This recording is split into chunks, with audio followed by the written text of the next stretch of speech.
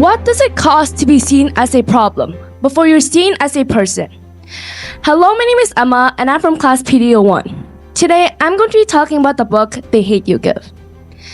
The Hate You Give is a story rooted in a black community in America. Specifically, what it feels like to grow up in a community where you're expected to survive both poverty and prejudice. But the reason this story matters isn't because it's black. It matters because it shows something universal. When society stereotypes you, even your voice becomes strategy. Even your identity becomes work. So here's a table of content of things I'll be talking about. First, I'll be going through an introduction, 4 insight, a real-life link, and a conclusion. Star is a black teenager who lives in a poor black neighborhood but goes to a wealthy, mostly white private school. One night, she witnessed her childhood best friend, Callie, got shot and killed by a police officer during a traffic stop. After that, Star becomes the key witness, and the story becomes about what happens when telling the truth could put you at risk from multiple sides. The police, the media, school, and even people from your own neighborhood. Identity isn't just who you are. For marginalized people, it becomes a survival skill. Everyone struggles with identity growing up, but Star's struggle is doubled because she has to manage who she is and how she will be read.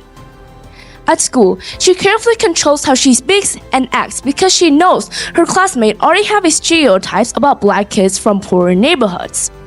She tries to be safe, polite, and non-threatening because one wrong sentence will turn her into a label. However, she also realized something really important, is that her school identity can look like a betrayal when she comes back home. So, in the end, she lives with 2 versions of herself.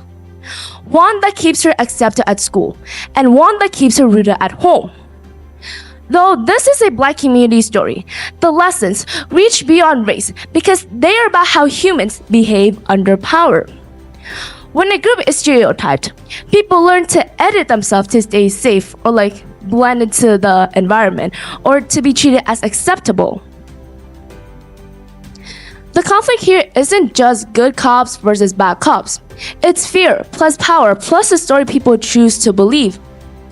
The book offers us an insight on why the police can feel like a protection to some and an oppression to others. In Star's world, the police encounter isn't neutral. It's shaped by fear and bias, especially the assumption that black teen is dangerous by default. Even after the shooting, the violence continues in other forms. The fight over the narrative. Instead of focusing on what happened to Callie, people start asking, what kind of kid was he? Was he a thug? Did he deserve it? And let me tell you something. The moment the victim becomes a label, the public becomes more willing to accept the loss. So the story is really exposing 2 systems at once. The physical power to harm and the social power to justify harm afterwards. This story just doesn't simply settle around race. It is about a universal society pattern. If you control the narrative, you control who gets empathy. The heaviest pressure is when you're forced to represent your whole community. What makes Star's identity conflict explode is that she isn't just being herself anymore. She's being turned into a label. At school, she fears being judged, pitted, or treated like a threat. In the media, she's expected to speak perfectly because one wrong sentence will be used to discredit her. At home, speaking up can bring danger to her own family. So the pressure here isn't just emotional, it's political. It's that her voice has become a battlefield.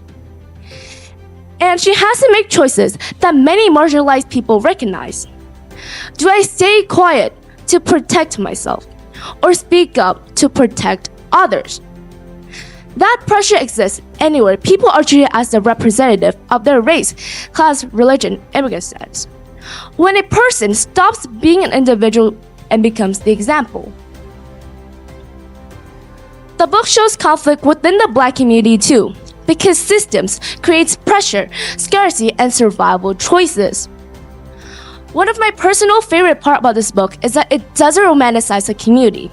It shows internal conflict too, like gangs, drugs, fears, and the hard choices people make when opportunities are limited. But it doesn't show this to blame the community. It shows this to explain how pressure works. When a community is trapped, economically, politically, and socially, people fight against each other while trying to survive. At the same time, the book also offers the possible opposite. Solidarity. When we stop accepting the label placed on us and start standing together, the system loses its ability to isolate us. So what we have to realize through this book is that conflict isn't always bad people like how they define it in the dictionary. It's more of what happened when people are pushed into corners. Why this story matters to everyone. This is a Black community story, and I believe that it should be respected as that.